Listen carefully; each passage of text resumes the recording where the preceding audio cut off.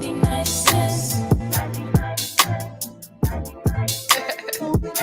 Yeah, keep going.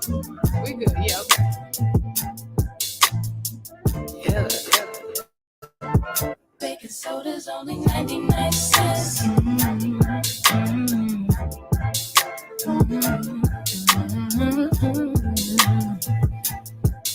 Yo. There's pressure that comes with the block. You could end up inside of a box when you get your knob buzzed by a op. After getting set up by a thought, opportunity, it doesn't knock. No, that sound right there be the cops. Yep. And all of that stress that we talking still beats punching the clock. You think I want to sweep your floor from 8 to 4? Fuck, I want to take your orders for when your favorite star got an Audemars that's worth more than mama's car. Type of shit make you want to say fuck the law. When your rent's due and your piss poor, nigga, we don't even own our own corner store. So quarter waters cost a quarter more, huh? Want to be an entrepreneur? We want sign checks. We want work for ourselves. We want on the nets. You're too much of a threat when you're on your own assets. So the only thing they show us is how to be an outlet. So we won't connect. They say hi like hola. Listen to Hova. Whip up a Rover. Been watching Power. Tommy and Ghost, bruh. So I need some powder. Fish scale and soda for 99 cents. It's hard to repent when you gotta pay rent. Baking soda's only 99 cents. Make it make sense, oh, make it make sense. Baking soda's only 99 cents. It's hard to repent when you gotta pay rent. Baking soda's only 99 cents. Make it make sense, love, make it make sense, yeah. See, the money is the motive. Repeat my history, crack cocaine is like the motif. It's plain and simple, way back then my mother hustled. It's in my blood, so I feel like it's time to grind. Just like the times when niggas lied. Hold up, back then was the bad days. Motherfuckers push mad weight, I was a crack baby. Tell me nothing about my mother and the struggle. See, I love it in this fucking trying to smoke when she hustle. Selling everything in the house, goddamn. She ain't give a damn about the spouse, goddamn. So my oldest brother had to man up, had to take care of us in the piece with 4 kids. And one on the way with no clip, no food in the fridge, on some post shit. Got food stamps from the neighbors. Tired work, he ain't ask no favors. Late night, he was shot bodegas. Over bread and some meat, some mayo. Kool-Aid had about 4 flavors. And when I went to cash out, Aki lashed out. Told him he'd take food stamps. $15 for that kid, fuck all that shit. Then the young nigga noticed that he could be the coldest. Take back what they owed us. Whole world on the shoulders. No food in the kitchen but the stove work. $10 in the sack and he points to the back, say, let me get that soda. 99 cents. It's hard to repent when you gotta pay rent. Baking soda's only 99 cents. Make it make sense, oh, make it make sense. Baking soda's only 99 cents. It's hard to repent when you gotta pay rent. Baking soda's only 99 cents. Make it make sense, oh, make it make sense, yeah. So let me get this shit straight. So I gotta go take out loans to go to school, to get a job, just to pay for the loans I took out in the first place. I'm looking at this arm and hammer like I should have a hammer in my arm right goddamn now. Shit ain't make no sense. Lord, make it make sense. Goddamn. Baking soda's only 99 cents. Hey, it's hard to repent when you gotta pay rent. Baking soda's only 99 cents. Make it make sense, oh, make it make sense. Baking soda's only 99 cents. Only 99. It's hard to repent, you gotta pay rent. Baking soda's only 99 cents. Make it make sense, oh, make it make sense, yeah.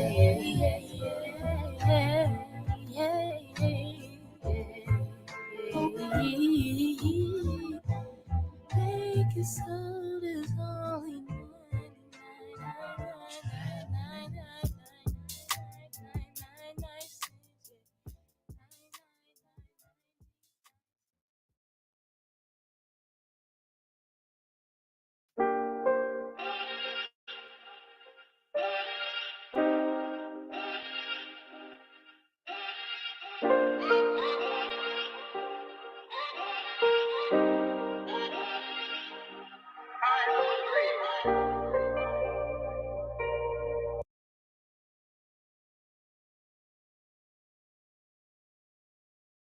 What it means, you know what I'm saying? Right. Oh, yo, bro. Before we're live. All right. Shalom Israel, shalom Alan, check my thoughts, our brother, shalom Shamar, about Shalom thoughts on the sisters. All right, today is the ISUPK Wednesday law class. Today I'm holding down Officer 50 Resign. I in Arizona. Address is right there on the screen, 12416 North 28 Drive. I am Phoenix. In the area, you know, always Black, Spanish, Native American. So come join us in class. If you're watching from online, make sure you share and like the class, all your social medias, you know what I'm saying? Leave us a comment. So we do engage you, we do answer questions. So always make sure you type that in. And if you see this class afterwards, sometime down the road, type in your question and we'll still get back to you and answer it. All right. So today in this class, we're going to be going over pretty much obedience, you know what I'm saying? Just kind of going to being told how to accept being told what to do. Pretty much. And that's a subject that sounds funny, but most people don't know how to just be told what to do. A lot of people want to fight it, things like that. You might get counsel, but you want to go against the counsel. Or, you know, you say, I'm a grown man, I'm grown. Well, I got to listen to you. Fact of the matter is, you know what I'm saying, where you are in this world, there's always somebody over you. As a kid growing up, it was your mom and dad. Now you done became 18, 20, however, moved out. You know what I'm saying? In school, it was your teachers. Now you go to college. Now it's your college professors. Now you get a job. Guess what? You got supervisors, team leads, bosses, managers, who themselves has a regional manager over them, who over them has a president or whatever over them. At the end of the day, we all live in this country, so we all fall under the subjugation to police officers, to the court judges. Going to keep going further up with that. Then we're talking about, you know, the Supreme Court of your state. Then you got Supreme Court of the country, and the president sits at the top. All to say that everybody has somebody that they listen to and answers to. All right, just because you are a grown woman or man does not make you special. You say yes, sir, yes, ma'am, to somebody in this world. All right. But the problem is, right, with our people, is that when it comes to a black man telling a black woman what to do, or another brother to another brother what to do, oftentimes it's, who are you to me? You know what I'm saying? You want to fight, but you know that white police officer comes up to you, tells you what to do. You're quick to follow him, or that or the job, right? Your boss tells you what to do all the time, but you do what he tells you to do because he pays you. All right, you gotta pay bills, right? So of course you're gonna listen to the person that pays you, that's gonna give you money to pay your bills. What about the brother that's telling you what to do to put you on the right path in life? What about that brother? That brother you want to listen to? That brother. I don't listen to no man. That's what we hear a lot. I listen to God. I don't listen to no man. Listen, God put man on this earth, and He set up man on this earth for you to listen to them. Right. As a matter of fact, let's go to Exodus real quick. I'll start there first. One sec, let me find it.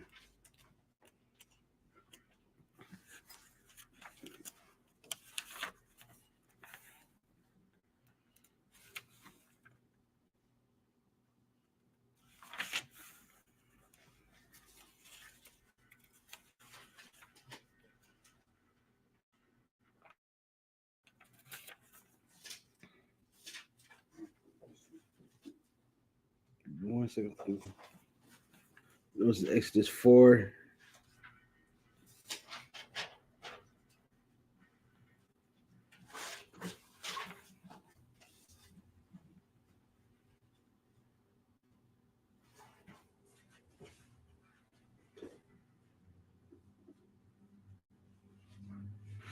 All right, so let's go to Exodus, the 4th chapter. Right, we're going to go to Just started verse 10 is where we're gonna start at. Got I? Okay. Book of Exodus, chapter 4, verse 10. A little louder for me. Book of Exodus, chapter 4, verse 10. And Moses said unto the Lord, O my Lord, I am not eloquent. Right. So I'm just coming back this far to give you a backdrop. So this is when Moses, you know what I'm saying? Moses at this point had fled Egypt. Why? Because Moses had killed an Egyptian, because the Egyptian had was beating an Israelite. And Moses thought that he got away with it, but the people, he went to talk to two Hebrews, to stop them from fighting. They said, what, you're going to smite me like you smote that Egyptian? At that point, Moses knew if they know he did that, and the Pharaoh knows he did that. So he escaped. And he left out out of that place. He's walking through doing his things as I think he became a shepherd. And this is when the Most High, sends the angel to talk to Moses. Right now, the Most High is speaking to Moses, saying through the angel. And right now, this one, Most High told Moses, "You're going to go to Egypt to tell Pharaoh that he's going to free my people." And Moses is now kind of fighting back against it. He's not listening. He doesn't want to obey.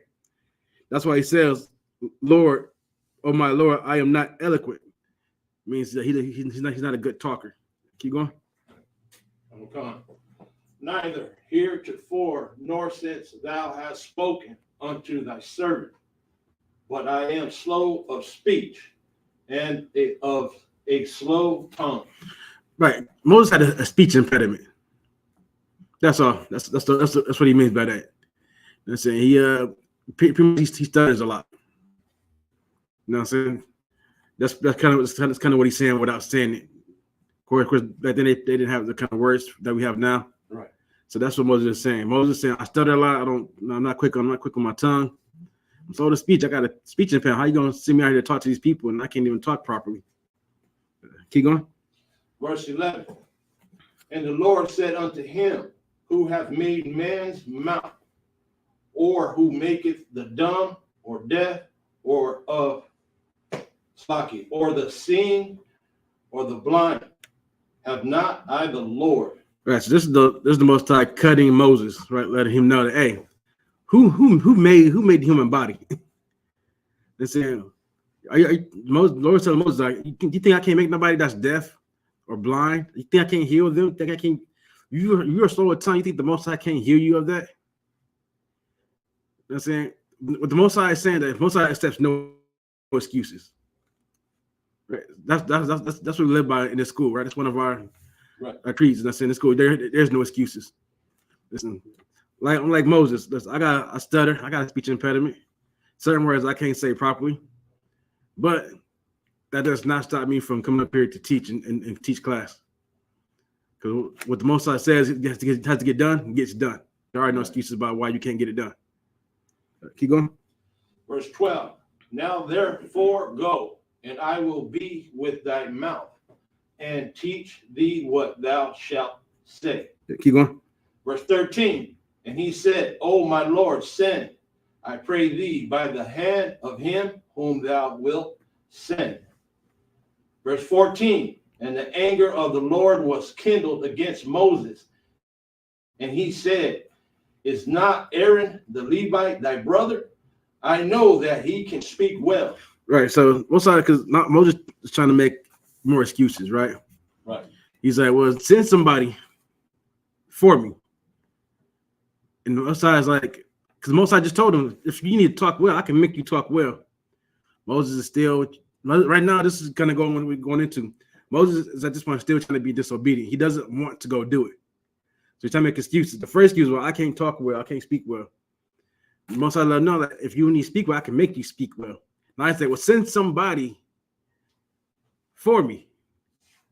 They said, now the Most High is angry because now it's like, you're supposed to, instead of just saying Khan or Khan and doing what the Most High said to do, now he's like, well, I still can't speak that, so just send somebody to kind of talk for me. That's when the Most High brought up his brother Aaron and let him know, hey, you got a brother, right? Aaron is good. I know Aaron can speak well. You see, jot to verse 15. Come on. Verse 15. And thou shalt speak unto him and put words in his mouth, and I will be with thy mouth and with his mouth, and will teach you what ye shall do. Right. So the Most High is letting him know, all right, what I tell you, you tell him. That's what he's saying. So the Most High uses people on this earth to get things done. Right. So we can get what's kind of affecting the people. He's going to put people in places where he needs them. Not only that, but Most High is going to set up a man over you to get what he wants done. So right now he's setting up Moses up over Aaron. So Moses is going to tell Moses what to say, then Moses is going to go to Aaron and tell him what to say. This how the Most High works. Keep going. Verse 16. Come, Slack. And he shall be thy spokesman unto the people, and he shall be to thee instead of a mouth, and thou shalt be to him instead of God. Right. So Moses, like I said, Moses is the one that the Most High put in charge of the people. Now Aaron is going to be the one that Moses is going to tell what to do and what to say to the people. Like I said, Moses is excuses that I can't talk well. Most High is not allowing him to not do the work. So you're going to use Aaron. What I tell you to say, you tell him. What I tell you to do, you tell him. The Most High said, you're going to be my mouthpiece on earth. And to Aaron and the people, you're going to be the God, which means the power in this sense, right? You're going to be there in my place because I set you up. And that's the way it works. So man above you is answering the call from the Most High, and it goes down from there. So you're going to order in school. You're never given an order in the school that will like put you in harm's way, right? Right. You're always given an order that will here there for the Most High will to be done. The same thing that Moses is doing right now. He's been put in place to make sure the Most High wills get done, and he's going to be the man that's going to be on earth to do that. Counts. Yeah, another thing too, a brother, like for any brother that is leading to brothers that have men under them, don't ever give an order that you wouldn't do. You know what I'm saying? Come. That's another thing too. You know what I'm saying? Don't ever give another brother something that you wouldn't do. You know what I'm saying? So that's both ways. You know. Concept. Why? Yeah. So this is how it works, right? So there are people out there that say, "Oh, I listen to God, I don't listen to man." But then you don't listen to God then, because Most High put a man up over you. Right. That's how it works. Listen, a lot of people when it comes to even people that find out that they're Israelites, right?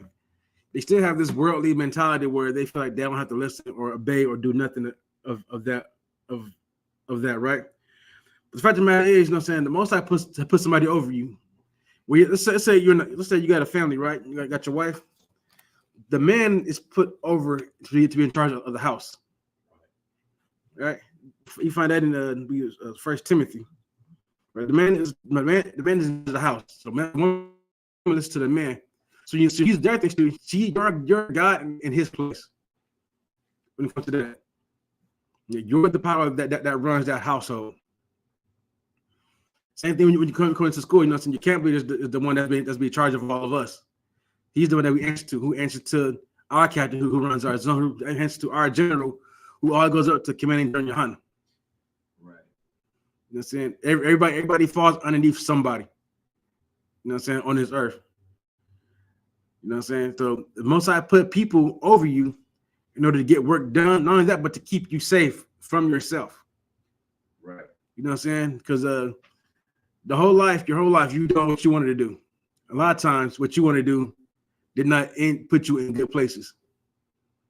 You know what I'm saying? I know from experience, me want to do what I want to do. In the situations, I could have avoided if I just, if I had the support that I have now back then.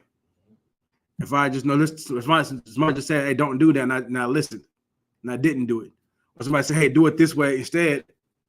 They do it that way instead. And a lot of times when it comes to people, you don't want to see your faults. You know what I'm saying? A lot of times, like accountability it's kryptonite to our people. You know what I'm saying? That goes for men and women. Got a lot of brothers in that red pill community that like to say, "Oh, women hate accountability." A lot of you brothers out there hate it just as much. You know what I'm saying? You hate being told what you can and can't do. I just better do whatever I want to do. That's fine. Go do what you want to do. But when you're in a place where you're in a dark place and you find out you can't get no help because you didn't push everybody away from you, then what? Then you'll be sitting there saying, I listened to such and such. Such and such told me that was a bad idea. No, so there are a lot of people in jail who were there and somebody told them, you shouldn't steal. Stealing is bad. Don't steal. Then they stole. Now they're in jail. Somebody told somebody murder is illegal. But then they murdered somebody. They thought, you know what I'm saying, I can probably murder somebody again and not get caught. Now they're caught. Now they're sitting in jail. Or somebody told you, hey brother, that girl has a man, don't sleep with her. You slept with her. Now you're unalive because her boyfriend found out he's mad, so he comes and unalives you because you slept with his woman. A lot of stuff could be avoided if you just listen to somebody next to you instead of being, I'm a grown man, I do whatever I want to do. All right, grown man, do what you want to do. When the consequences come, you got nobody to blame but yourself. You know what I'm saying? Because you decided that listening to somebody good advice wasn't good enough. You thought that listening to yourself, when yourself will always let yourself down. Right. You know what I'm saying? And then a lot of people stand on the fact that, oh, if I block everybody else, I got myself, I can't fail myself. You fail yourself more times than you think. You know what I'm saying? But because you on yourself, you can't even see it. You're blinded to what's really going on within yourself. You know what I'm saying? A lot of times you listen to yourself, you know what's happening, you know what's going on. When you listen to yourself, you're having a conversation with a demon. That demon is going to convince you to do something that's harmful to yourself. Now, you think demons, don't think of demons in the sense of like Hollywood horror movies, right? Where they come down and possess your body. You know, your head spins 360 degrees, you know, start puking up stuff, whatever, you start floating. That's not how it works, right? Demons just talk to you in your head. They try to convince you what to do that's wrong. You come into the school, when you come into here and you start putting the work for the Lord, those thoughts only become stronger. Why? Because now you're trying to put in work for the Lord. Now you're going to get tested. Now those demons will say, they're not even going to see, are you trying to serve the Lord or you serve them instead? Right, I got a precept. This is the book of Proverbs, chapter 3, verse 5.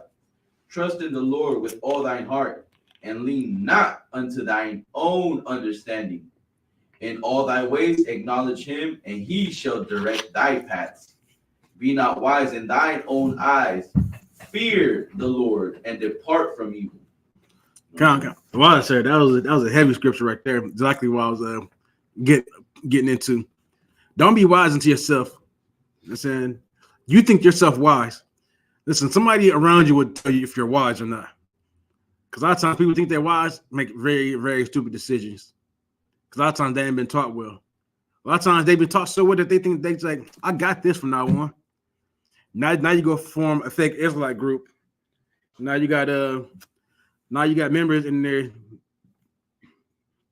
talking, sending in raw pics to each other, sleeping with each other's wives, or you're in there extorting your men. There's a lot of those things happening in these groups, right? A lot of men out there who listen to themselves, who thought themselves to be more important than they are. And they figured like, hey, I'm so important. I ain't gotta listen to nobody anymore. I'll be the leader. I will lead. Listen, there's brothers right now that said that Christ was wrong about the Sabbath. Let that sink in. This brother said he wanted to break off from the group that he was with. And now he's out there saying that, hey, Christ was wrong about the Sabbath day. You know, so I don't even know how to continue from that. That's just plain stupidity to me. Like, tell me one thing Christ was ever wrong about in his Bible. How did he get it wrong? When we know he did everything right. You know what I'm saying? When it comes to perfection, Christ served the Most High perfectly. So how are you wrong about the Sabbath day? Right? The demon talked to him. The demon told him, "You're wise. You understand. Listen, you know better than Christ." As a matter of fact, go on live and put on the internet that you know better than Christ. Let the whole world see your greatness. The whole time he didn't even see that he's being shown a fool to everybody else around him. And this is the problem with listening to yourself. This is just the problem with not wanting to have somebody over you to run you, because a lot of times you think that you know it all, and at the end of the day, you know nothing. Right? Don't never be afraid to admit that. Constantly. I got another precept. Okay. This is the book of Proverbs, chapter 1, verse 5. A wise man will hear and increase learning, and a man of understanding shall attain unto his wise counsel. You know, like you wanna listen to a brother of wisdom. You know what I'm saying? And when he talks, and you listen, you will attain means to like successfully achieve. You know what I'm saying? Successfully achieve to his counsel, meaning do what he tells you to do, and you will increase in wisdom. You know what I'm saying? Right. Verse 7 says, "The fear of the Lord is the beginning of knowledge, but fools despise wisdom and instruction." You know, which is like that was a heavy one that when I first came in, where if you really want to direct your decision, you want to choose wisely on if you want to know what to choose, you know what I'm saying, make right decisions, fear the Lord. You know what I'm saying? Fear the Lord, fear what he will do to you. You know what I'm saying? Fear the punishment that will happen to you when you choose to follow your own lust, your own flesh, and fearing the Lord, that's the beginning of knowledge. I mean, that's where you gain wisdom. That's where you will, okay, it's better to not, you know what I'm saying, do what I want to do, but listen to the Most High, listen to a man above me, listen to his counsel. You know what I'm saying? So, right. And the man that truly understands the Most High, for that, sir, for that, bring that was heavy. The man that the Most High puts above you is put there for a reason, right? You know what I'm saying? It's everything that the Most High does is always for a reason. A lot of times you might not understand the reason. A lot of times you get told something and you'll be thinking, well, that's stupid, that's dumb, I don't want to do that. Do exactly what he told you to do, because you know what you don't see. You might not see the long-term effect. You're thinking short-term. The brothers that gave you counsel, he's thought about the long-term effect. I can greatly improve you further down the line. But most people want is that quick fix. You know what I'm saying? You want that quick fix, that I need it now fix. You know what I'm saying? That's our brother end up becoming drug dealers. I need that money now. I don't want to be broke. I don't want to work the 9 to 5. 9 to 5, I gotta save up money, put it aside. It'll take years to build that kind of money up. Listen, let me go get this brick. I can sell that. I make a few thousand real easy. right. It's funny because this reminds me of a saying my grandma used to say. She said, "De granito se llena la gallina," like meaning by little grains. You know what I'm saying? The chicken eats a little bit of grain, but he gets full. You know what I'm saying? So it's slow, but he's still gonna get full. But you want to do something fast, and you want to get that easy money quick. You're gonna lose at the end. You know, right? Right. You know, so a lot of brothers in that game, there's only two places you end up. You know what I'm saying? 6 feet under or in jail. You know what I'm saying? It's very rare that in that life you live a long life. It's very, very rare that your life can end with you on your deathbed surrounded by family.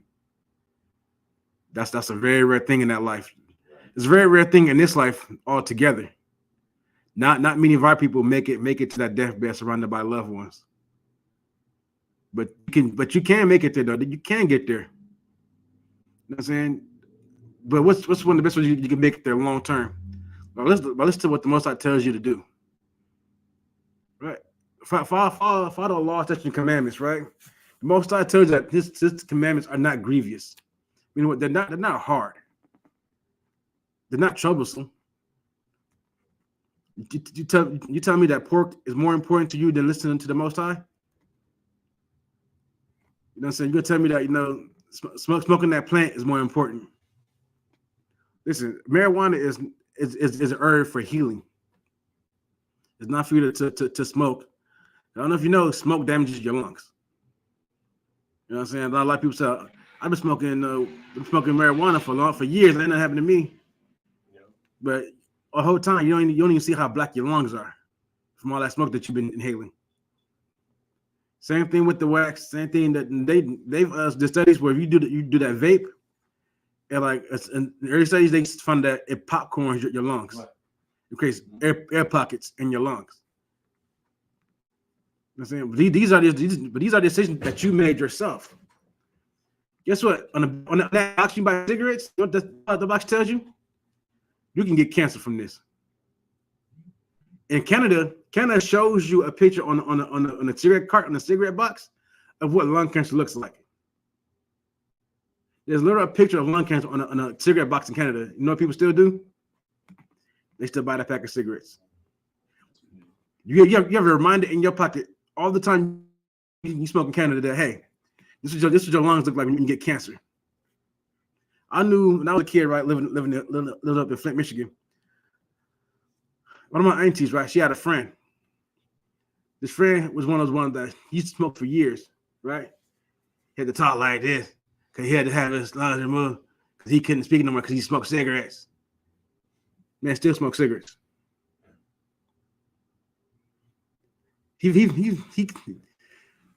was too weak that he couldn't, like, even after getting the voice box removed, he had to talk with the implanted box and have his fingers up here every time he talked. And he still wanted to smoke the cigarettes, even though he was told you gotta stop smoking cigarettes. Look, cigarettes is gonna kill you. It's gonna hurt you. And so you're not gonna have your voice box anymore. You're gonna develop cancer. It's bad for you. It's not healthy. But you don't listen to the wise counsel that's given to you, because it's for you to protect yourself. Whenever somebody does something like that, it's for you. It's for your well-being. Listen, people say that the Bible was written, the laws were given because God wants to control people.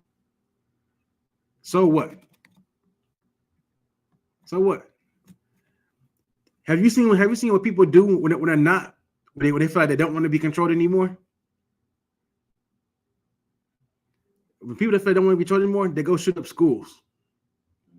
They sleep with your woman. You know what I'm saying? SA, you know, your child. I mean, the people that want to listen cause havoc because they feel like they can do whatever they want to do. Most I put these laws in place to protect you from yourself, because yourself is stupid. And when I say that, don't think I'm saying that from a place of malice, because we've all done stupid things. Listen, it's a scripture where it says, like, you know, who knows the heart? Okay, heart is deceitful. Yeah.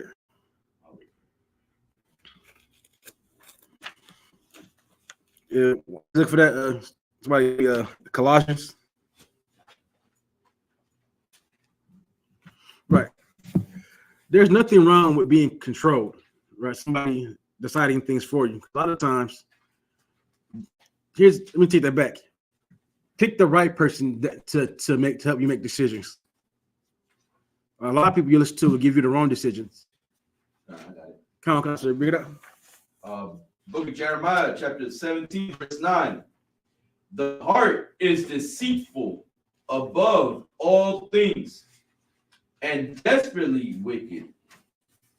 Who can know it? Your heart is deceitful above all things. Say that again. This was it deceptively. The heart is deceitful above all things and desperately wicked. Who can know it? That's somebody, not this hard. This hard. Your mind, your flesh, only thinks of wicked things it can do. That's how your mind is animalistic in nature. And it takes you to have a stronger will, a stronger spirit to control your flesh. Your flesh wants to do all manner of wickedness. I'm saying your flesh wants to run out there and be like a dog. Dogs eat their own throw up, right? They will throw up and they'll be right there. We let them eating right back up. Now that's disgusting, right? But if you look to your mind, you're right there doing this. You're right there doing the same exact thing. Don't believe me. There are people that I want to get to. There's a lot of disgusting people in this earth, right? Because they listen to their base nature. Why? Because their mind is deceitful. Your heart is deceitful. It only wants to do wickedness, but you have to curb that wickedness. Saying when people say God knows my heart, He does know it. You know, He sees something filthy and nasty. That's the Most High sees. Why? Because you choose to do what you understand, what He says to do. They're saying Most High doesn't answer the prayers of sinners. You know why a lot of people out there wonder why they don't get what they want from the Most High? Most High, I ask him this and this and that, and He ain't even listen to me. What have you done for the Most High lately? Did you follow His law, statutes, and commandments? No. So then why should He have to answer your prayers? When you say the Most High knows my heart and you go do something evil, you think the Most High is a fool. You think the Most High is somebody to be played with. The Most High is absolutely nothing to play with. Right? I think it's Matthew's, not Matthew 6. Trying to remember. Whereas said, fear not him that can destroy the body, but fear him that destroys both body and soul in hell. Listen, all judgment is under the sun. So when you come back to this earth after you die, you come back for your judgment. When you're living, yes, sir? Yeah. Matthew's 10 and 28. 10:28. God. It says, and fear not them which kill the body. Right. Don't fear them that kill the body. Listen, you afraid of that man down the street that can just shoot you? Listen, he gonna shoot you, so what? If a man comes to you and tells you that, hey, I'm going to shoot you if you don't, reject God right now. So what? Because another fear is your woman taking your kids away from you. So that's another fear that brothers go through. You know what I'm saying? You losing your family. Right. You know what I'm saying? To not serve and worship your God, but to worship her. You know what I'm saying? That's something that some brothers go through. You know what I'm saying? Exactly. That's another fear. Your fear, you put more fear in her than you do on the Most High. The Most High said, "Don't fear him that can destroy the body." That's all he can do. Listen, you've been here before, in a different vessel, in a different flesh. You'll be back again. Now, so you decide how the Most High puts you back in this earth. What judgment do you want to have when you come back? What's the reward that you want? Because he will reward you. The reward isn't always a good thing, though. Always remember that reward can be bad. You could be out there strung up on drugs, out of your mind. Listen, you see him out there. You see him everywhere. All those fentanyl heads out there, those heads and everything. Do you think they're there by accident? Do not give the Most High reason to give you a bad reward. So I'll be honest, if I could, Cons. I deal with it daily. I see it. whether it be fentanyl, meth, and sometimes mentally they go into a deep psychosis. And some of them, they just don't come out. I see them sitting there talking to themselves, doing this, looking behind them, things like that. And I speak to some of the doctors there, and they can't come back. And it's just, it's a, the way I see it now, it's just, I don't know, I can't explain it. It's bad. Yeah, listen. I'm sorry. Look, keep going. I'm sure they did. As you were speaking of earlier, they did, want to listen to themselves instead of listening to somebody, else who would know better than, that you're speaking of earlier. Right. That's what I'm saying. Right. Yeah. No, a lot of people put themselves in those situations, right? Listen, as any parent would, right? When your child misbehaves, you discipline them. Right. The Most High is not evil and not unrighteous because he decided to punish you because you didn't want to listen. Listen, we call him the Father for a reason. The Father, a loving Father, that loves his child, or his children, disciplines his children when they misbehave, when you step out of line. Because how else do you know to get back into line? Let's not discipline you. Now, when you get to a situation where you just refuse to listen at all, you can go out there and deal with the world. And that's what happened to us as people. We decided that we'd rather deal with the world than deal with our Father. They'd rather listen to the world than listen to our Father. Right? And so now when these punishments come against us, now you want to be mad at the Most High? You were given a choice, an ultimatum, really. Choose life or choose death. Our people decided they wanted to choose death instead. When you every time you decide that you want to do what you want to do and not listen to the Most High, you are choosing death. It's not always a quick thing. It's not always instantaneous. Hell, sometimes the instantaneous death might be better, but a lot of times it's not. You don't always get the quick thing. All right, if we get Colossians 3 and verse 22. Colossians chapter 3, verse 22.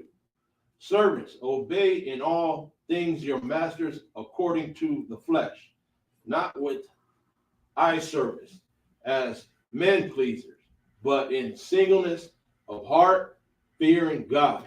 Right. So Most High is saying to servants, in all things, obey your masters, right? Of the flesh. So the people that are on this earth, obey them. Not with eye service as man pleasers, right? Somebody tells you to do something, you do it just because he told you to do it. You should never look and have some kind of everlasting glory on your mind. Like, I'm gonna be so good, man. You know what I'm saying? Listen, I'm gonna make sure everybody knows how cool I am. Look how good I obey. Look at me. Don't do that. You get told to do something, just do it because you're told to do it. You should never look to be, hey man, yeah, if I do this, it make me look this time better, so I can get this better. Listen, people would know when you do when you move a certain way because you want attention.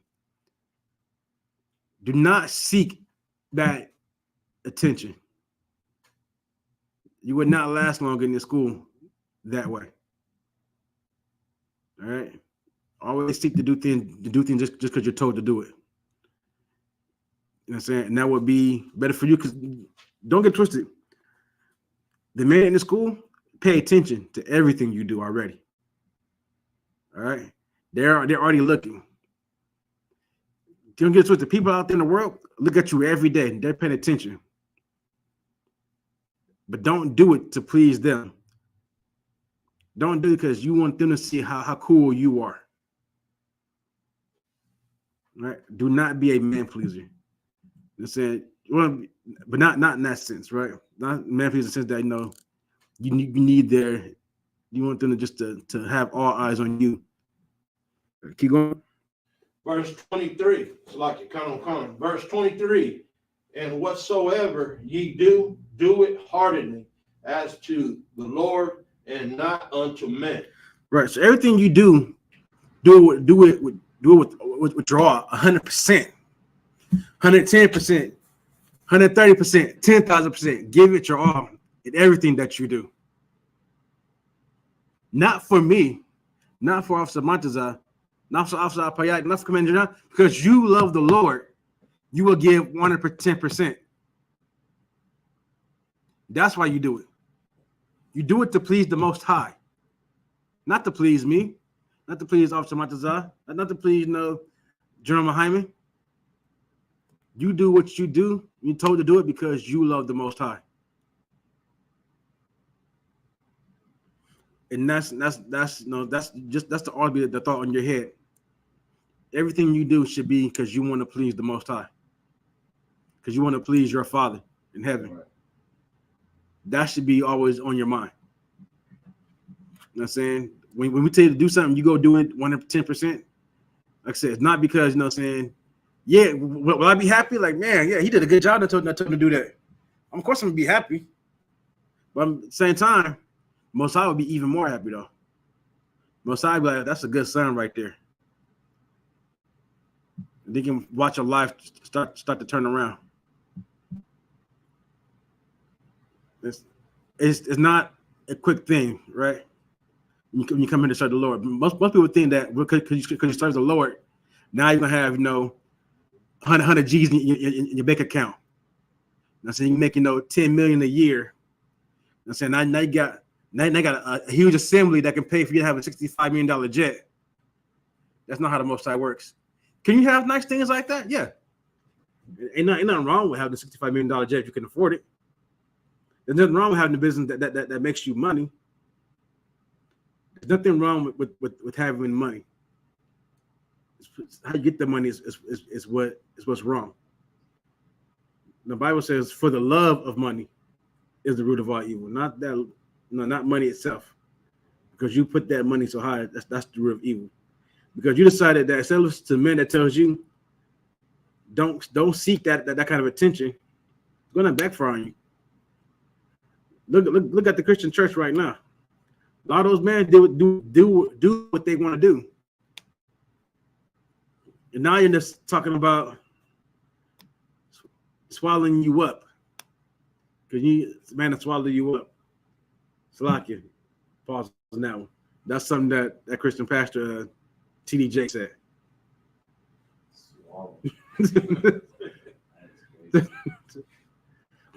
Wow. You got Eddie Long in Atlanta, right? Who's gone now, no longer living. He did what he wanted, and young boys in his church suffered because he touched them and had his way with them. These are men that do what they want. That they say they serve God, but they don't serve God. How do we know? Because of things that they do. It's like, I don't know if I could. Kind of. I see it. I read about it. All the churches, all throughout the world, Christian, Catholic. Something's going on, and just people are leaving in flocks, leaving these churches. My sister, example, heavy Christian. Yeah. She gone. She's split. I don't know what she's doing now, but I just see it. Everybody's departing from that place. Let me tell you why they're departing. Because people are waking. People are now starting to see the wickedness that comes with the church. I'm saying that the Christian church is not a place of the Most High. Why? Because they don't teach you to do what the Most High tells you to do. They say that the laws and statutes and commandments are done away with, and here we tell you that you got to follow those laws. I'm saying people pick up. People are trying to pick up on the BS that goes in the church. You can't tell me that the laws are done away with and then tell me I have to pay you tithes. It doesn't work like that. Either all the laws done away with, or we got to keep them all. There's no in between. You can't say don't the laws are done away with, but now I got to keep the law of tithing. How does that work? You said they all done away with. So why I got to pay you my 10%? Then most churches want more than your 10%. I know the most I want 10%, but you find it in your heart. Find it in your heart. Go ahead and put you're gonna put that 10 down. Go ahead and put down that 100. You're gonna put that 100 down. Go ahead and put down that 1,000. Oh, and the Most High talking to you today. The Lord talking to you. That's how that goes in there. You got $30. Give me 300. Lord knows I need a $65 million jet. I got to put this work in for the Lord. Now, Christ rode in on a donkey. Now, granted, donkeys aren't cheap animals, but still. Most time, walk a lot of places by foot. You tell me you better than Christ? The Christ dealt with those who needed help. As people like to say, the sinners, right? Because those who are well have no need of a physician. Meaning what? If you're already following such commandments, what need of you what need of him do you need? You're already doing what the Most High wants you to do. But those who aren't doing what he wants you to do, they need help. The church is not there to help you. The church is there these days to extort you, to get money out of you, to not heal you. As a matter of fact, these pastors break up your homes. They tell your woman to leave you. Oh, it says he lost his job. Yeah, if he take longer than a week to get another job, go ahead and leave him. He's not a real man. He ain't trying to fend for his family. That ain't a real man. No, sis, you need some private counseling, sis.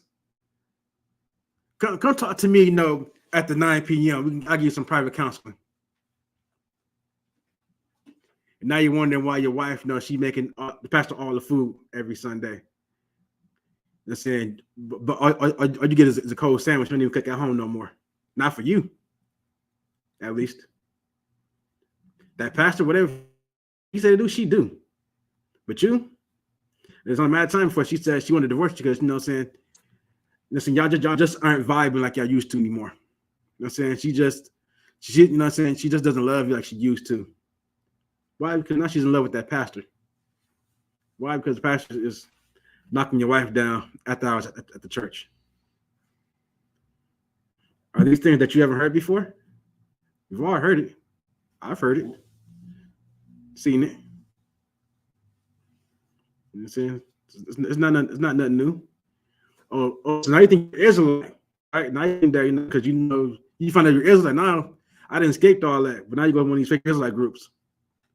Yes, is your husband in jail? He how much time he got in there? 2 months. Nah, go ahead and leave that brother. Divorce him. You get your brother in this camp right here. It happens. Right now that happens. Don't think just because you joined some Israelite group that now you don't left the ways of the Christian church world behind, because you didn't. I'm saying most sides, the Bible says to try the spirit. You go somewhere, try the spirit, see how they operate, see how they move, see how they talk to you, see what they tell you. When you come to the school, try us. Try our spirits. Right? Whatever we tell you, research it. Look it up for yourself. Do your own due diligence. Don't take me at my word. Take me at my word because you sought the answers for yourself. Because you started like he told me, I'm going to see if he's really right. Oh, this school, they say the home of the truth. Let me see about that real quick. They say they're not like those other camps. Let me see. You do your research. You'll see people that got a problem with us. One brother said that of the Israelites, right, of all the so-called camps, right, that the ISUPK he considers us gangsters. Why? Let me tell you why he thinks that. One, his brother's soft. You know what I'm saying? To be here, you know what I'm saying? You gotta have a strong mind to be here. The Most High needs to have. Most High wants you here if you're here. But not only that, but you prove to be no coward to be here. That's why I said warriors dwell here. Weak men don't dwell here. Weak men leave here eventually. There's another precept. Okay. This is the book of Proverbs, chapter 15, verse 3. The Lord is a man of war. The Lord is his name. You know what I'm saying? You have, if the Lord is a man of war, what should you be? Should you be weak? Yeah. This Mosiah wants strong masculine men. Right. Men of courage. That's what the Most High wants. Why I think the Most High says an effeminate cannot inherit the kingdom. You can't be soft. I think you're going to inherit the kingdom. That's just the way it goes. Listen, if you have a problem with that, you have a problem with the Most High. The problem is not with me. The problem is what then people say, well, men wrote the book. Let me tell you something. Anybody comes to you and you tell that you follow this book and they say men wrote it, who else is going to write the book? Who else is going to do it? The Most High, listen, it is said in this Bible that inspiration is given by the Most High. Everybody that wrote this book, everybody wrote a book, they wrote a letter, you know what they're inspired by? The Most High. The Most High put it on them and they wrote it down. That's how this goes.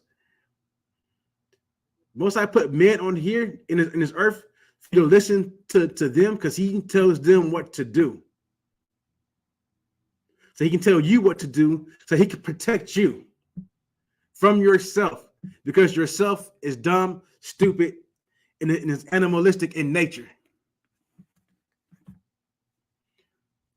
Men are out there, there are heathens out there that has sex with animals. Why do you think there's a law for bestiality in the Bible? Think about that. Why do you think that law exists? Think about where our forefathers came out of. Egypt. We're in Egypt for over 400 years. Most High saw fit to make sure in the laws where in there says that you cannot have sex with an animal. Why? Because people were having sex with animals. Some of you might watch the class like, that's absurd. But I don't know who ever seen that movie. It's called Clerks 2. In this movie, right? It's a Edomite movie, right? And part of that movie is where they trying to throw like a bachelor party for one of their friends, and they invite this. What they thought was they thought they were inviting a stripper to the bachelor party. Ends up this Edomite shows up with the donkey. And they ask, well, who's Kelly? Kelly is the donkey. Then this man proceeds to fellatio the donkey. I've lived in the white redneck town in Missouri. And I heard stories, and it's been there told me it was true, of women that have had sex with horses. These are people that do what they want to do because they want to do it, or they follow bad friends. They follow people who gave them bad advice. God. That's crazy that you said it. I think me and Parag, the subject came about and it was the same thing. It was like, I think there's a state where it was illegal. Like who thinks about the you know what I'm saying, making a crime, like it's just crazy. Nobody thinks about sleeping with a horse, but they have to put it in a law. Okay, it's illegal to have sex with a horse. You know what I'm saying? Like, It's just the craziest things that people do. You know what I'm saying? Constantly, yeah. Like I said, this is why, like in the Bible, like it's in that state, because too many people are having sex with horses, right, and catching diseases. Why? Because you're catching something from an animal you're not supposed to be doing nothing with. This is the world you live in, right? This is how this world operates. A lot of people don't. A lot of people like we pointed out earlier. The heart is deceitful and then desperately wicked. Who can know it? Listen, you don't even know your own self. You don't know your own self. You think you do. You don't. You think that I could never do that, but then you do. I would never, but then you do. I can't, but then you do. Man, if it was me, I wouldn't, but you did.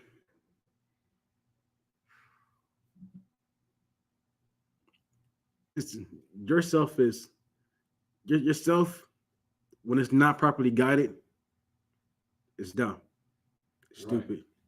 Yourself wants the base things, the quick things, the easy things. Why do you think there are men out there who take advantage of women? Why? Because some of them can have many women as they want, but some women make you work at it, and that's just too much work. So I'd rather just take the box instead of courting a woman, getting to know her, then let her give herself to you. You said you'd rather destroy a woman than uplift a woman. You rather destroy your brother than uplift your brother. The quick things are not the best things. This when you come into the school, you decide to come on this path. This path is not easy. It's hard. So, as a matter of fact, I get the Ecclesiastes real quick in the Apocrypha. Let's go to it so I can see it.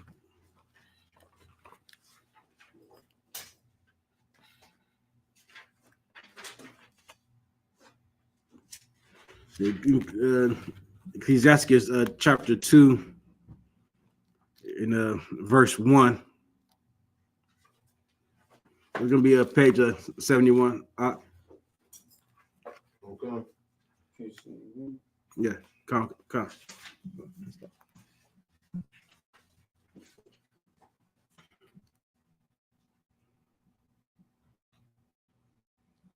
Whoever has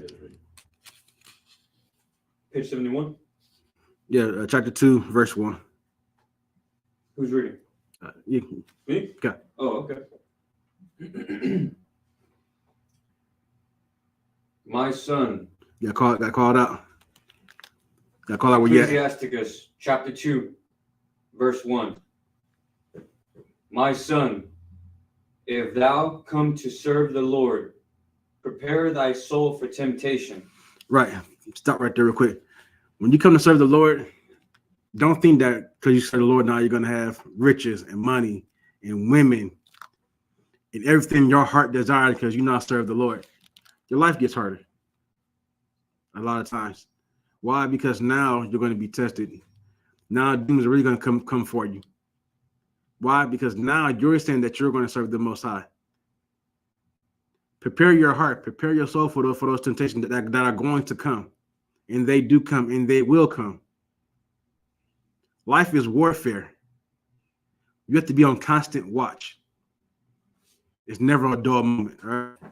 Always know that when something comes up, it's like, this is kind of weird. It's coming back up again. I ain't fine for. I had that addiction come around and kind of tempt me in the wild. Why? Because now you're serving a purpose greater than yourself.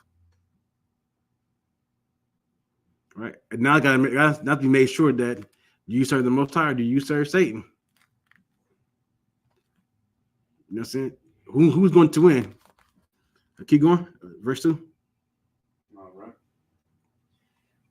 Set thy heart aright and constantly endure, and make not haste in time of trouble. Right. So when times get hard, because times do get hard, don't go seeking the easy way out. Don't go seek the advice that tells you what you want to hear. Seek out the advice of somebody that tell you what you don't want to hear. People that tell you, yeah, man, do it this way. This way is so easy to get done. The person that tells you the most easy way to do things, leading down a path of destruction. People that tell you exactly what you want to hear don't love you, because they'll tell you the right things. A lot of times, the right thing isn't what you want to hear.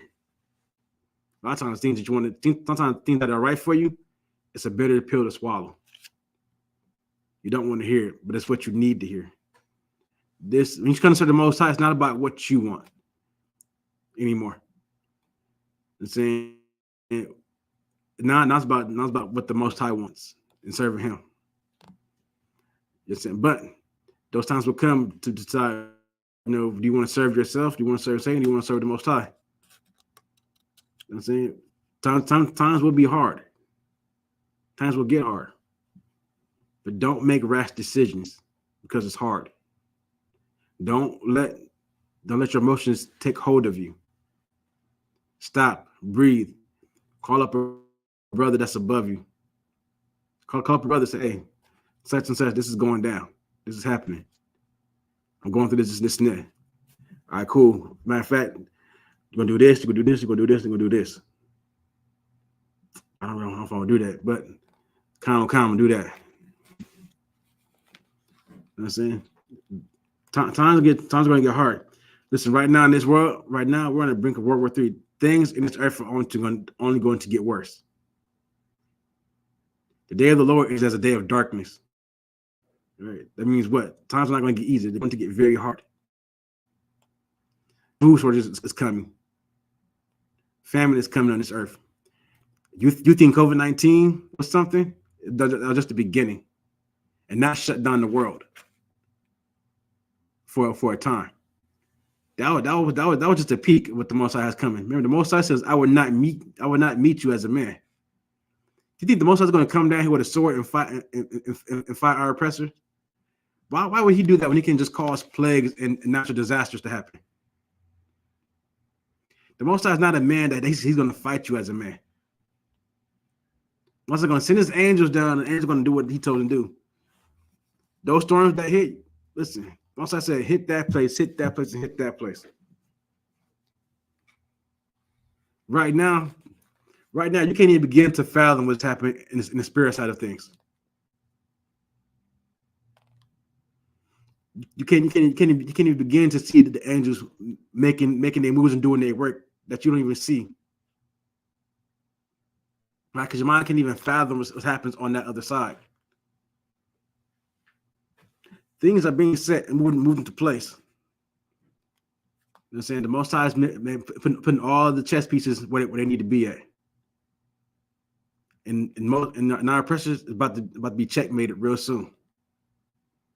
Right? He's been there for a minute now. The Most High just ain't moved that last piece. Right? So times of trouble are coming. But don't let your rashness, you being emotional, you being fearful. Fear is a natural thing. It is. But don't let it overtake you. Don't let that fear make decisions for you. Stop. Breathe. And saying, what's saying, bad boys? Woosah. Collect yourself. Call up a brother. Hey man, this right here is going. This is happening. I'm not sure how I'm feeling about this. And a brother gonna talk to you. He's gonna talk you down. But you can't do that if you go and say you want to deal with this alone. You're going to do so much alone. That's why we say here, brotherhood is a weapon. Because brotherhood will get you through your dark times. You know what I'm saying? It definitely will. In fact, just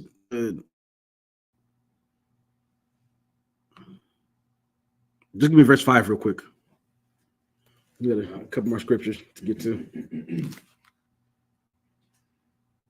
For gold is tried in the fire, and acceptable men in the furnace of adversity.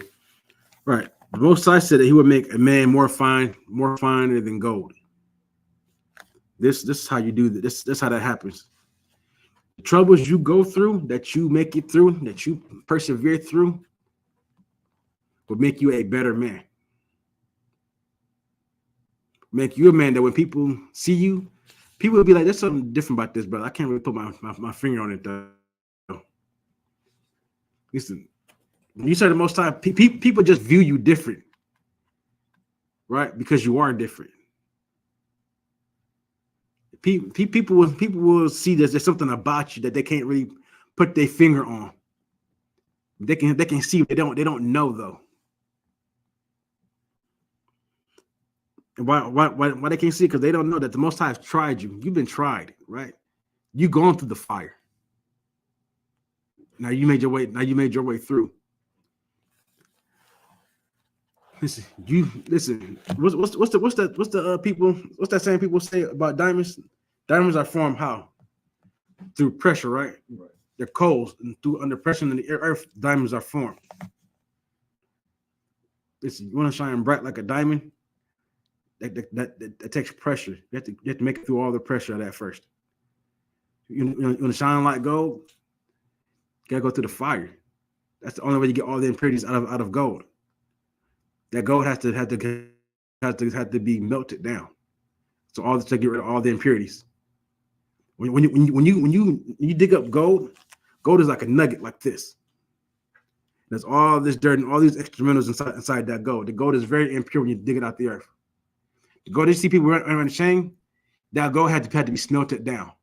So they can get rid of all the impurities out of that gold, and then for that gold to be hardened back up.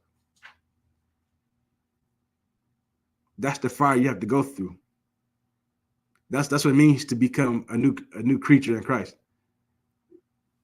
Not to sound too Christian with it, but that's how you become a new man. You have to go through the fire. You have to feel the pressure. Right?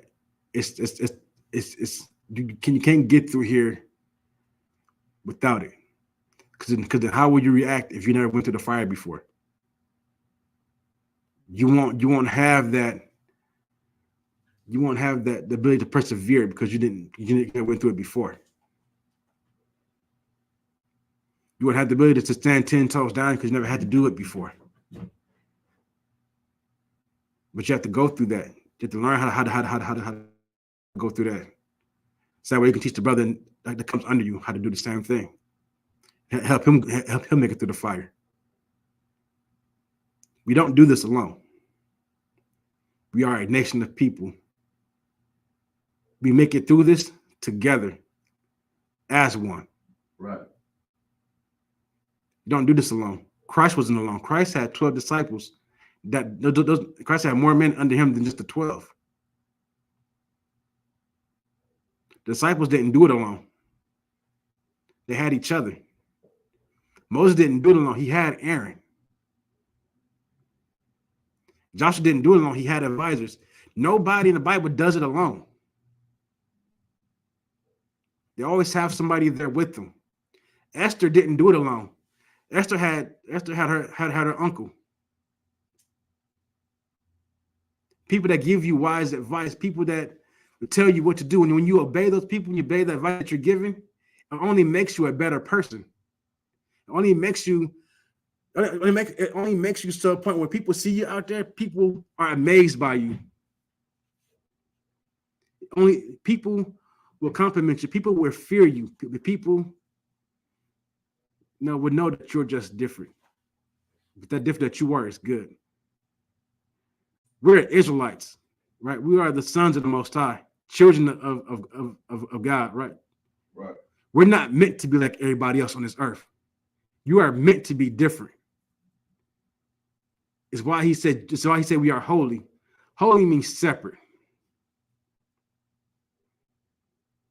You know what I'm saying? People say that we got to be inclusive, but we are a very exclusive people. Israelites only. Not because we said so, because the Most High said so. How do you make yourself exceptional? How do you make yourself better? By going through the fire, by listening to what men tell you to do, by going against your base instincts. You don't do that alone. You don't do that because you are a grown man, you're a grown woman who can tell you what to do. I only listen to God. No, you don't, because if you listen to God, you be up under somebody. Those people out there who says, I will never join a camp, I will never join a school. You know where they are right there? Alone. In their own wisdom. Doing whatever they want to do. Hating because they see other people together. Book of Zephaniah says, supposed to come together. Oh ye nation that despise. Can you get that for me, sir? Zephaniah, real quick. Zephaniah. Okay. And somebody let me see, Slack. The scripture is. Got a few to go over.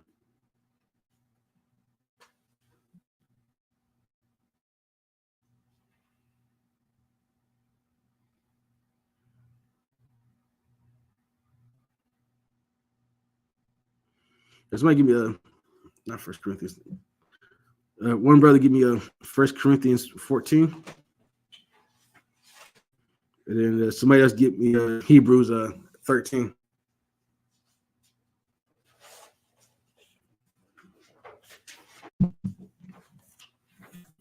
It's like, what was the Zephaniah, the 2-1, Zephaniah. Zephaniah 2? Oh, God. The book of Zephaniah, chapter 2, verse 1. Gather yourselves together, yea, gather together, O nation, not desire. Right, that's what the Most High told us to do. Together, O nation, not desire.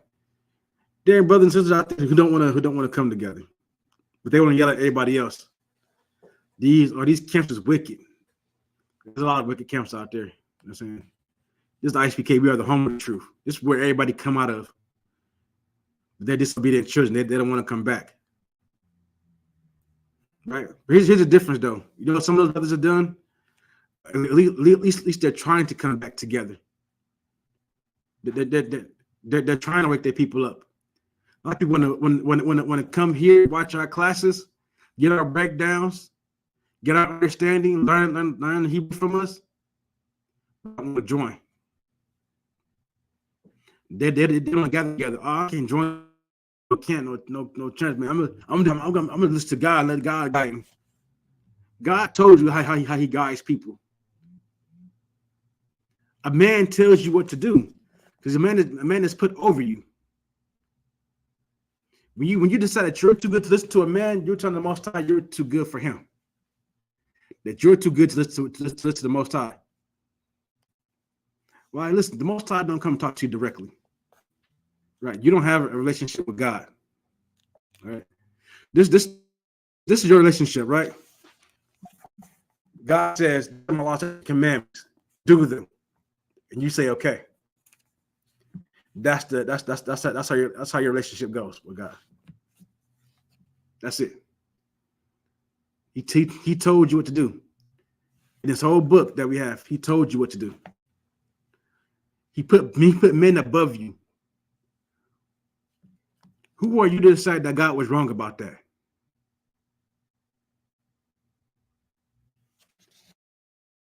Let me get whoever has let me see real quick. 1 Corinthians. We got Corinthians 14.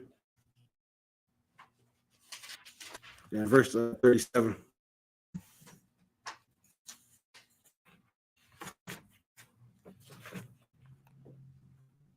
Come. Corinthians 14, verse 37.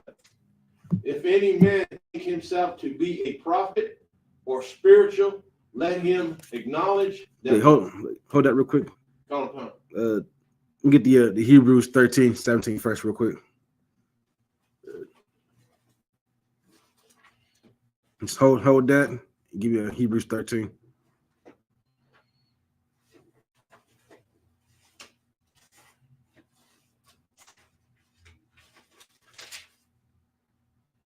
Page 578.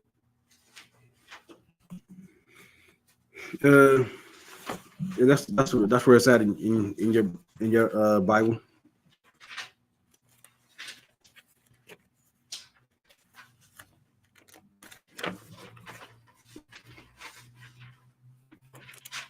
Hebrews chapter 13, Yeah, verse 17. verse 17. I'm there. All right, go ahead and read it. You want to read it? Come. All right. Hebrews chapter 13, verse 17. Obey them that have the rule over you, and submit yourselves, for they watch for your souls, as they that must give account, that they may do it with joy, and not with grief. Right. So the Bible says, no, obey them that have rule over you, and submit yourselves, for they have watched for your souls. It says that, right? We have, when you come in here, right? When you come to school, somebody is accountable for you. All right. That's how it works. Your soul, like I have to watch to make sure that I protect you. Just like somebody watches over me that I'm under to protect me, so on and so forth. You have to submit yourselves unto the men that's over you, and to do what they tell you to do. I'm saying, and like I said, it's not because I'm saying, because they're just so much greater, right? One thing you learn, you come into this school, that you have to humble yourself. Know this: when I was saying that your mind is dirty, that you're stupid, that you're dumb, just know that I'm stupid, I'm dumb too. My righteousness means nothing if I'm not doing it in the name of the Most High. Most High says our righteousness is as a filthy rag. It means nothing. It's dirty. So when I'm saying that you're stupid, you're dumb, you failed yourself, I failed myself too. I should know. I've done it plenty of times. I thought, who knows me better than me? But as I in the school, I guess I come to find out, I don't even know me better than me. It means what? You out there, you don't know yourselves as well you think you know yourself. You don't. You're letting your mind cloud your judgment. You are in your own way.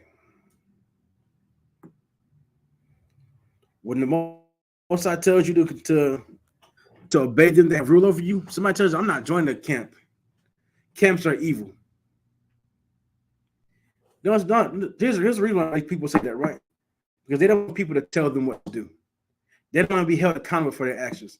Somebody has to have account over you and give an account by what you do to somebody that's over them.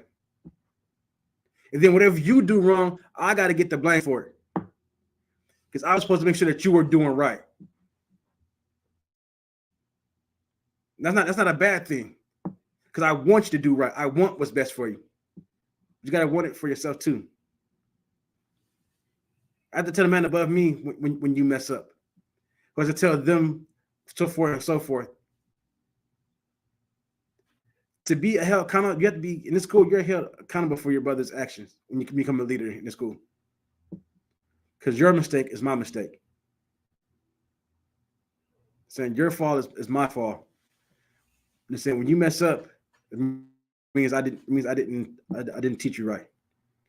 Maybe I gave you some bad advice. Maybe I wasn't there as much for you as I needed to be. Where did I mess up at? I gave you an order. The order wasn't completed.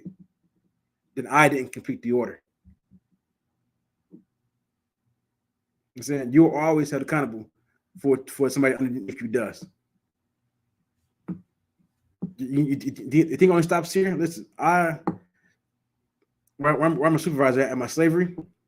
Listen, there's a sister that works for us, right?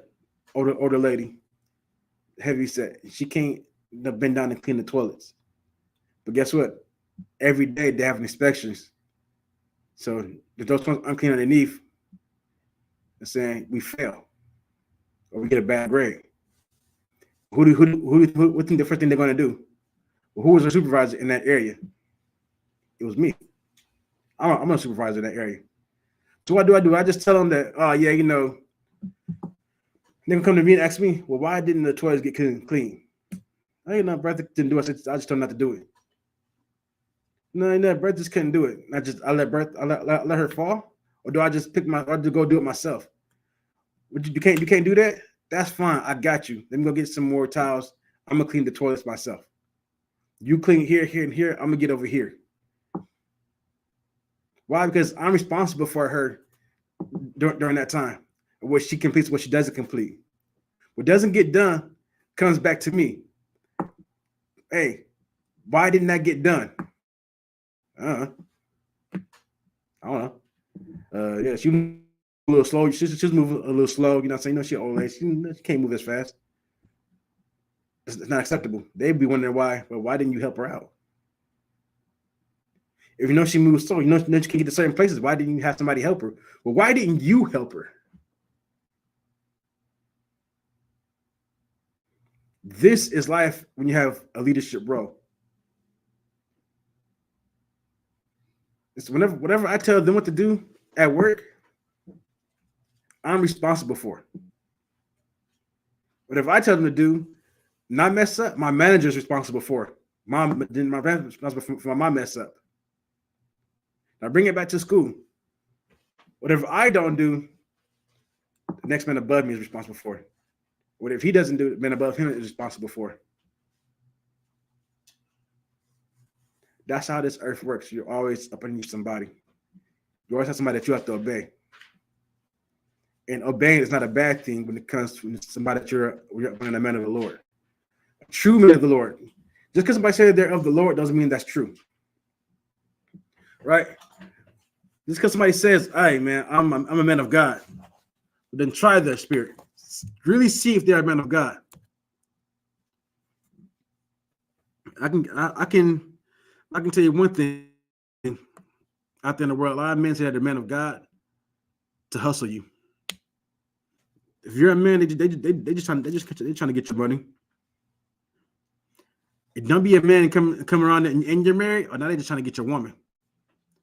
Don't be a single sister either. Think you found the man of the Lord. He's going to use his position to sleep with you. Whenever you find somebody who calls himself a man of the Lord, you should try his spirit. The Bible says you try a friend. Now, somebody isn't a friend just because you say they are. What did you go together to solidify this person as your friend?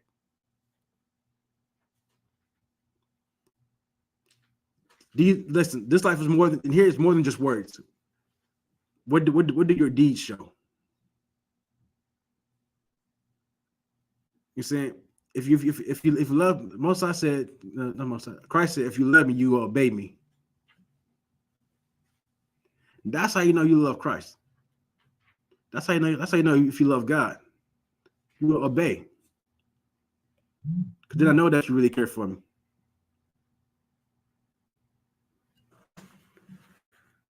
Give me a 1 Corinthians 14.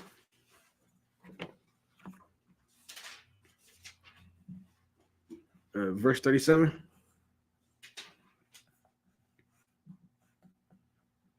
First Corinthians chapter 14. Verse 37. Verse 37. If any man think himself to be a prophet or spiritual, let him acknowledge that the things that I write unto you are the commandments of the Lord. Right. Here's the thing. Not every man is a prophet. Not every man is so-called spiritual, right? First of all, you know what I'm saying? What is it to be spiritual? Right, spiritual in the sense that, you know what I'm saying? Like I said, how I gave examples earlier of your flesh doing whatever it wants to do. This is your mind. This is your mind. This is your heart. Right? Your mind is deceitful. You got to control that mind. Christ came to show us the spiritual side of the law, right? How to kind of control your base nature and truly follow the Most High. Here's one that people tend to mess up, right? To give you an example of what it means to be kind of be spiritual. People mess up that the when Christ says when you see a woman you lust after her, you have committed sin. First of all, the only way you commit sin if that woman is married, right? I just think if you sin with her in your mind, you've committed actual sin. Saying what? If you know a woman that's married and you're still thinking about you're still lusting after her and wanting her, you're in Christ is saying that you are already committing the sin without committing the sin. Now you have to still do the action, right? But that spiritual side of it is to already think that, hey, this is my brother. This one belongs to another man, and you should think that she's ugly and unattainable from that moment on. Right? Control your mind. Don't be like, oh, she's married, but like, yeah, I still want her though. She bad, man. You know what I'm saying? Things I would do to her. The spiritual side of that is just say, oh, she married? Be done with it. Don't think of things that you would do to this woman, to a married woman. Right? If you think because I ain't did nothing physically with her that I've not done anything wrong. But think that you do something wrong. You did sin. It's all about controlling that base nature of yourself. Right? Listen, control, like I said earlier, control is not a bad thing. Talking about having control of you isn't a bad thing. It's only a bad thing if it's the wrong person.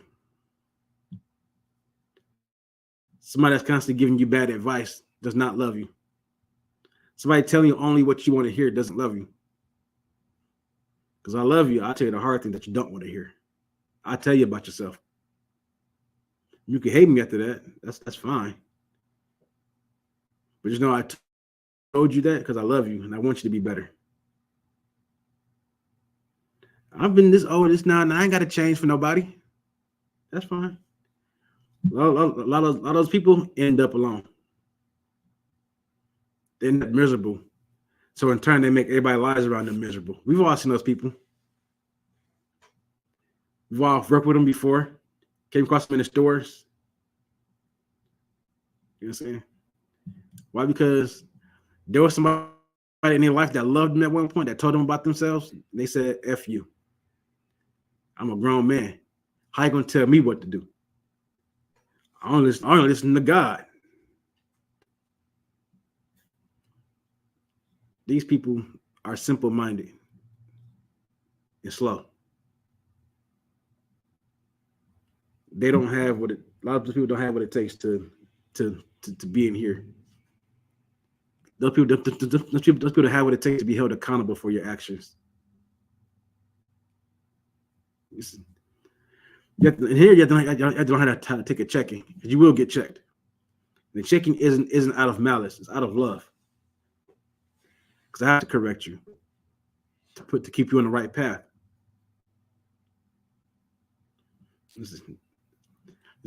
One of the things that also Mataza says in a lot of his classes, you know what I'm saying, I heard, especially when I first coming in, is that make your election sure.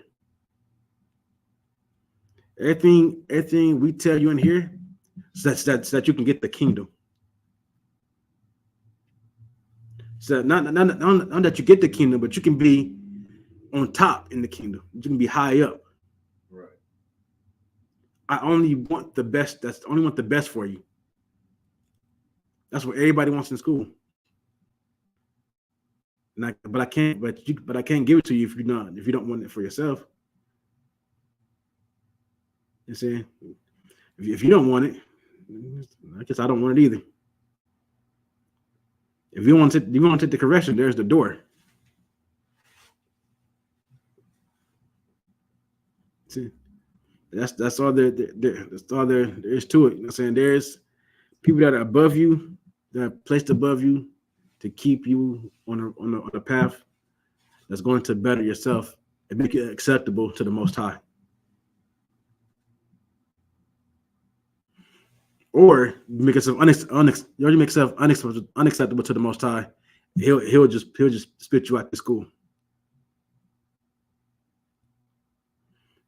We are not so hurting for members that we're afraid to lose you. Because you wanted to be here. Like Christ said, you are my friend, you will obey me. You want to be here, you just do what you're told to do. Listen, take your goddamn medications if you got medications to take. If you're sick, go to the hospital. If you felt the medication that they gave you is wrong, talk to somebody about it. See what they say. Guess what? We have in the school. We have people that are medical experts in the school that can help you out and tell what to say to your doctors. Go to your doctor, man. Take your medications. Do what your doctor tells you to do. Why? Because most I put the doctors on earth for a reason. Doctors are here to heal you. People say, God gonna heal me. God also put me on the knowledge, put me out on this planet and gave a man the knowledge how to use herbs to make you feel better, and how to create pills to make you feel better, tablets and all the other stuff, in order to make you feel better, in order to help you out. Not everything is mumbo jumbo, and the Wi-Fi is just like, heal me, Lord. Yeah, there you go. You're good to go now. Heal me, Lord. All right, see that doctor hospital right there? Go over there.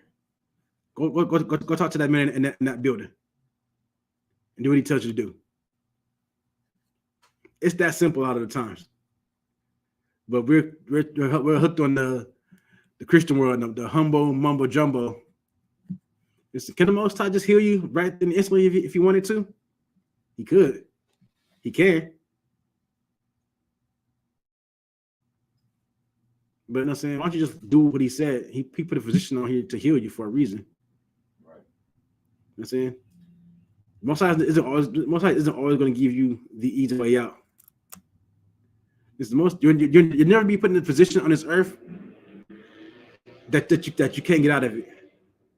Most High always has a way to bail you out.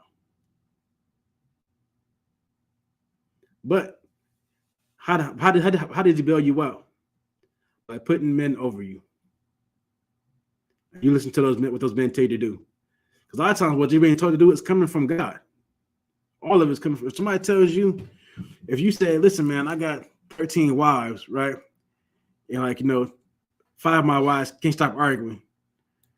Or I got this one wife, she wants to argue with me all the time, fight, nag, always getting on my nerves, you know what I'm saying?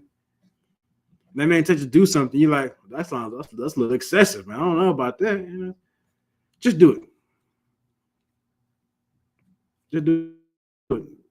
Let's say, you know what I'm saying, you got problems going on at slavery. So, brother tells you how to deal with that. It might sound crazy to you at first. Just do it. Like I said earlier, a lot of times as people, when it comes to ourselves, we're short-sighted. You only want, when you're in need, you need help, you want what's quick and easy. The brother give you something to do, it's long term. You got to put a lot of steps into it. Who wants to do that, man? A lot of steps, man. I gotta do all of this. Man, I don't want to do all that, man. Listen, I'm behind on rent. All right, let's just do this and this and that. We're gonna get some brothers together, you know what I'm saying? Give us a little bit of time.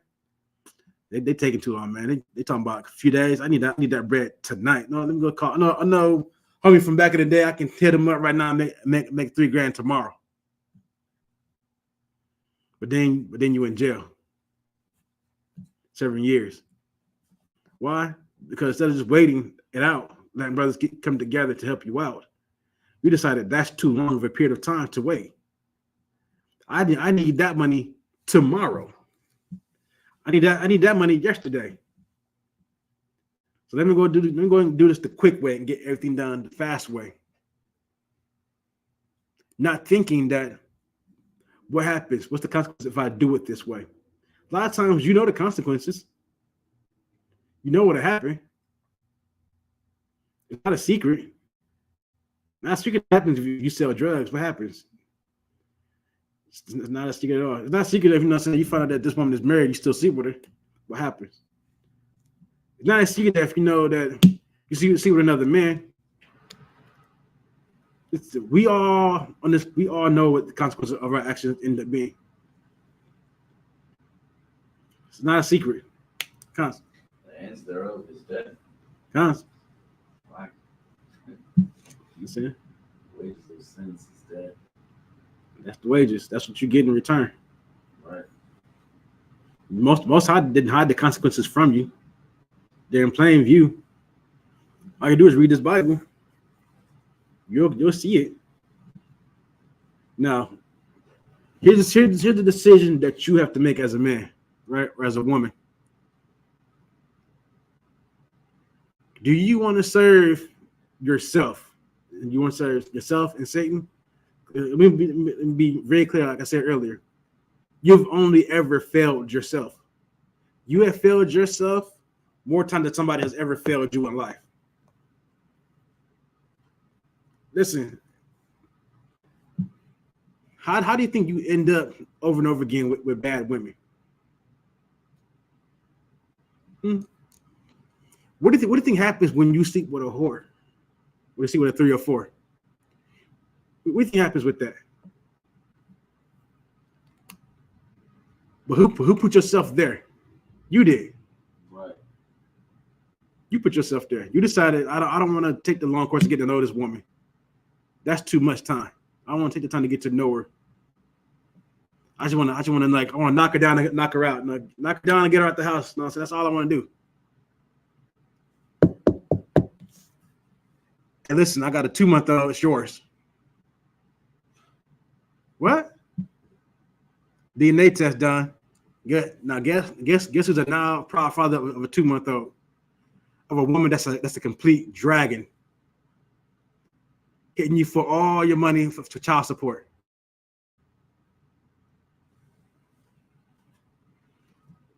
I mean, have we not seen this? Let's say, has nobody ever seen the parental court show? Jerry Springer or Murray? Jerry Springer, he did it in there before too. Steve Wilkos, whatever. These shows exist to show these things, and those men put themselves in those situations. Those women put themselves in situations with men that didn't want to be fathers. Why? Because he smiled. Had a nice smile. He had a good game. He told her sweet nothings, and she believes his sweet nothings. And she dropped her panties. He got what he wanted. He's gone. Now she can't find him. It was supposed to be a one-night stand. Now you got a baby for the rest of your life. It takes time. You got to get to know people. Because things like that. That being said, if you put yourself in that situation, you failed yourself more times than you can ever count. More times than people have ever failed you. So that's a choice. Are you going to listen to yourself, listen to Satan, and go against God? Or do you obey, or do you show your Father that you love and obey him? You see something real quick. I want to hit 1 John. Let's double check something.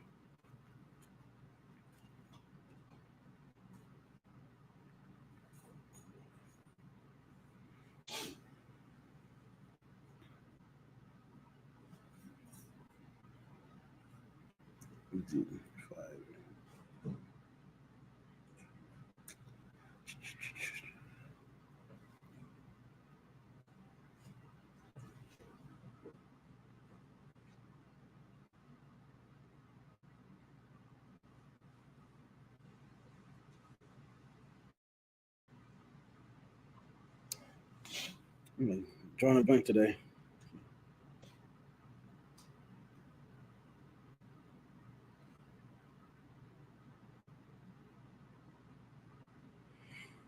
All right, I'll read it just for time's sake. This is the book of 1 John, chapter 2, and verse 3. And hereby we do know that we know him, if we keep his commandments. He that saith, I know him, and keepeth not his commandments, is a liar, and the truth is not in him. That's the only way you know God. That's the only way God knows you know him. Right. That's the only way he knows that you love him. It's the only way you know if you love him.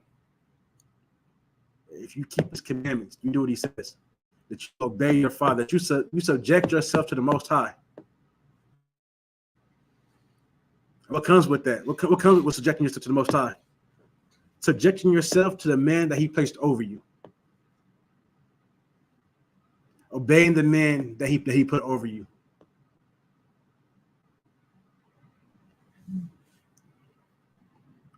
First John chapter 4, verse 20. If a man say, I love God, and hateth his brother, he is a liar. For he that loveth not his brother, whom he hath seen, how can he love God, whom he hath not seen? You tell me you love God, but you can't love the man that he put over you and obey them, you're a liar. Liars don't get the kingdom. You know, you can't say that you love me. You can't say that you love God but hate me. You can't do it. That doesn't work that way.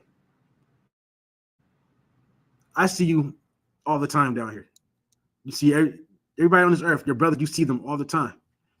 You see them flesh, right, flesh and blood, right here, standing right here in front of me. I can see you, touch you. You handshake you, know what I'm saying? Ever give you a hug.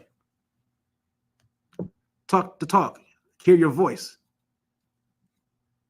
I see you physically. You have never seen the Most High. You never dapped him up. Never gave him a hug. Never heard his voice.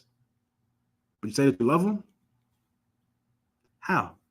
You can't even love the person that's in front of you right here. You don't love me enough to obey me. Would you love God? You gonna obey God though? You won't. At the end of the day, you will do what you've always done. You will fail yourself again. Because you don't want to obey. You don't want to listen. You don't love God if you don't obey the man that he put above you. You don't even love yourself. Because if you loved yourself, you will seek actual men of God and listen to their advice, listen to their counsel, listen to their wise words, and obey them. You don't love Christ. Christ said, if you love me, you obey me. I don't know how many times I said that now. You have to obey. You have to subjugate yourself to those that are over you. And just know that much as you serve me, I serve you. As much as we serve our officers that are above us, our captains and our generals and our captains, our officers, captains and generals, they serve us in return. As much as you serve the Most High will make sure that you have what you need. He will the Most High will provide for you. He will, but you have to obey. You get nothing in this world without obedience to something, but you have to choose what you choose to be obedient to. Because if you choose the world will let you down and it will destroy you. Right.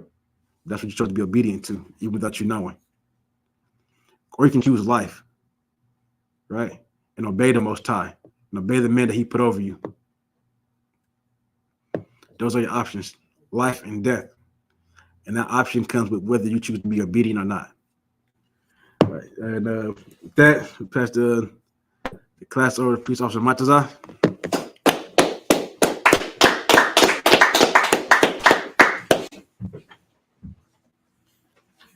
This is the ISUPK security announcements. We're the ISUPK, starting at 1 West, 125th Street, Harlem, New York. Rule for a new brother and sister. When a new brother or sister comes into the school, they are off limits for 6 months. They're to be saluted only. They're here to shed themselves of the world. If they need transportation, the teacher will arrange it. After 6 months, if a brother or sister has an interest in a particular person, he or she must get permission from the head to marry. It's like he or she must get permission from the head to speak to a brother or sister. There's another 6 months in which the brother and sister will court each other. After 6 months period, the brother and sister will get permission from the head to marry. Tithes, which is a commandment. You can find this in the book of Numbers, chapter 18, verse 21. Also in the book of Malachi, chapter 3, verse 8 through 10. Ma'ashra means tenth in the Hebrew. 10% of every penny of any increase the Lord gives you, give to the Treasury Department. Priest funds, free will offering for priests, not mandatory. Whatsoever amount you would like. Upcoming Holy Convocation, which is, I think, is the Hanukkah, right? Yeah. Hanukkah's coming up. I'll get the dates. Feast of Dedication. Okay. You know what I'm saying? Feast of Dedication. I don't got my phone right now, so I can't look it up. But I have the calendar print out tomorrow. okay. Yeah. So that's that. If anyone wants to be a trooper in the school, start wearing all black boots, shirts, pants, headband, and scarf. And with that, we're gonna do one courtesy salute. Men of Israel, Majum, stand. We're going to do one courtesy salute to the teacher. Men of Israel, Majum Shabbat, Majum, Barak, Yahweh Hashem, Yahweh Shai Barakatah. Yahweh Hashem, Yahweh Shai Brakatham. Yadyamatah. Did you guys? Yahweh Bahashem, Yahweh Shai Barakatah. They said, you said too. Yadyamatah. Hands down, class dismissed.